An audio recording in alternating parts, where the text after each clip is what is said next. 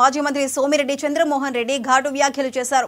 వంశీకి కొవ్వు ఎక్కువైందని, వైసీపీ హయాంలో వాడిన భాషకు ఫ్యాక్షన్ ఏరియాలో అయితే ప్రాణాలతో ఉండేవాడు కాదని అన్నారు.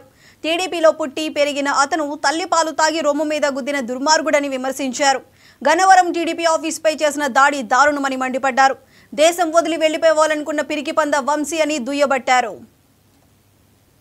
తాగి రొమ్ము గుద్దినోడు అతను వాడిన భాషకి ఫ్యాక్షన్ ఏరియాలో అయితే ఇప్పటికి అతను ప్రాణాలతో ఉండేవాడు కాదు. ఫ్యాక్షన్ ఏరియాలో అయితే ఇక్కడ కాబట్టి నువ్వు బతికి బయటపడ్డాడు. ఒక క్రూర మృగం, ఒక దుర్మార్గుడు వాడే భాష మాట్లాడినాడు. ఒక దుర్మార్గుడు.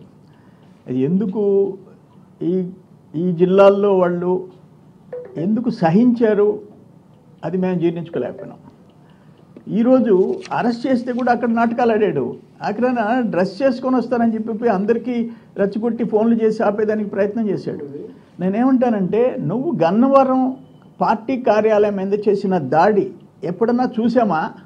కార్లు తగలబెట్టించావు, మొత్తం ఫర్నిచర్ ధ్వంసం చేసావు, మనుషుల్ని చంపపోయినావు. ఆ కేసులో ఈరోజు కంప్లైనెంట్ అక్కడ వాచ్మెన్, ఒక అటెండర్, అతన్ని భయపెట్టి దుర్మార్గంగా విత్డ్రా చేయించేదానికి ప్రయత్నం చేశావు. ఈరోజు ఏమైంది? నీ బతుకు బయటపడింది, బట్టబయలైంది. అయ్యా వంశీ తల్లి గారు, చెల్లి గారు, ఇంట్లో శిక్ష చేయండి అతనికి. ఒక మృగం, మీ ఇంట్లో ఉండేది ఒక క్రూర మృగం. శిక్షించండి, మీరు కుటుంబ సభ్యులు శిక్షించండి. మీకు తల్లి చెల్లి బిడ్డలు ఉండారు, అన్నదమ్ముళ్ళు ఉండారు. ఇటువంటి మృగాన్ని మీరు ఇంట్లో పెట్టుకొని ఉండారు. ఇండియాను వదిలేయాలని చెప్పన్న పిరికి బంధవి నువ్వు. ఇండియాలోనే వదిలేసే ప్రయత్నం చేసిన పిరికి బంధవు నువ్వు.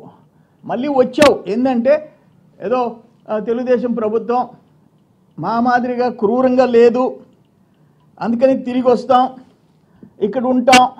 వీసా కోసం ట్రై చేసావు, నువ్వు పారిపోయినావు. నువ్వు ఒక మనిషివే? నీకు ఫ్యాట్ ఎక్కువైంది, కొవ్వు ఎక్కువైంది, కొవ్వు. ఇప్పుడు ఆయన ఎట్లుందంటే టాప్ టు బాటం